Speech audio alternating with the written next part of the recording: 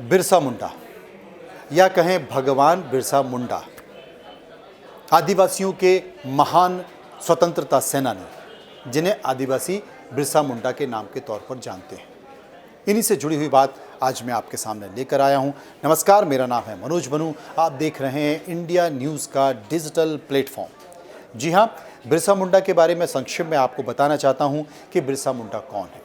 बिरसा मुंडा आदिवासियों के स्वतंत्रता सेनानी माने जाते रहे हैं और स्वतंत्रता के आंदोलन में, क्योंकि तमाम सारे स्वतंत्रता सेनानियों की बात होती रहती है, लेकिन इस बात का बहुत ज़्यादा उल्लेख नहीं होता है कि आदिवासियों में भी कई ऐसे स्वतंत्रता सेनानी रहे जिन्होंने अपनी जान की परवाह नहीं की और अंग्रेज़ों से लोहा लिया और अपनी जान दे दी और वो शहीद हो गए।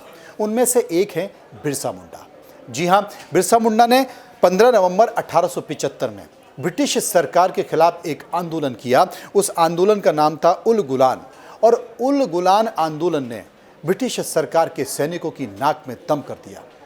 उन्होंने ज़ोरदार तरीके से इस आंदोलन को उठाया और स्वतंत्रता की लड़ाई लड़ी, और लड़ाई लड़ते लड़ते उन्होंने ब्रिटिश सरकार की नाक में दम कर दिया।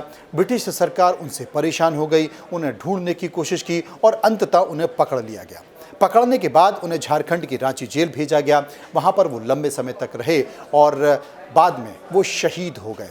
लेकिन इन सब के बीच एक बात है कि 1900 ईस्वी में जब उन्हें पकड़ा गया तो जानते हैं उनकी उम्र कितनी थी?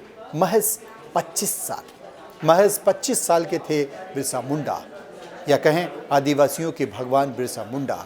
और वाकई उन्होंने जो अंग्रेज़ों से लोहा लिया, अपनी जान की परवाह किए बिना लड़ाई लड़ी। इसलिए स्वतंत्रता आंदोलन की किताबों में आप देखिए बहुत कम उल्लेख होता है, लेकिन जब उल्लेख होता है तो आदिवासियों की वीरता का उल्लेख होता है कि उन्होंने किस तरीके से अंग्रेज़ों से लोहा लिया। अब बिरसा मुंडा से जुड़ी हुई ही एक खबर मैं आपको बताना चाहता हूँ।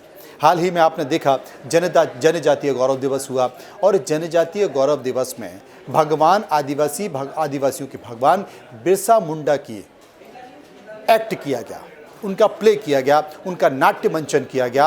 और नाट्य मंचन में ये बहुत ही अच्छे तरीके से दिखाया गया कि किस तरीके से उन्होंने अंग्रेज़ों से लोहा लिया। और इसका मंचन कई जगह हुआ, और इनका मंचन करने वाले थे रमेश अहीरे, जो कि 42 साल के थे। लेकिन रमेश अहीरे की मौत हो गई।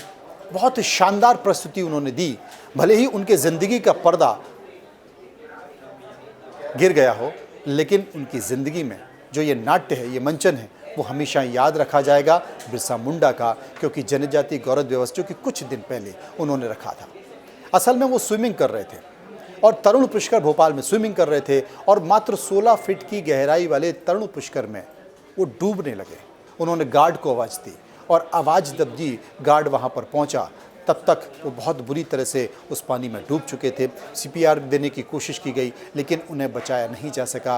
उनके बेटे हैं, उनका बेटा ऑडिशन देने के लिए मुंबई में गया हुआ था, और कुल मिला के वैसे वो हमेशा स्विमिंग के लिए उनके साथ जाता था, लेकिन अब वो नहीं रहे हम सब के बीच। लेकिन ये इसलिए भी ज़रूरी थी क्योंकि उनकी अंतिम नाट्य प्रस्तुति थी बिरसा मुंडा की, भगवान बिरसा मुंडा की, और जो कि अमर हो गई।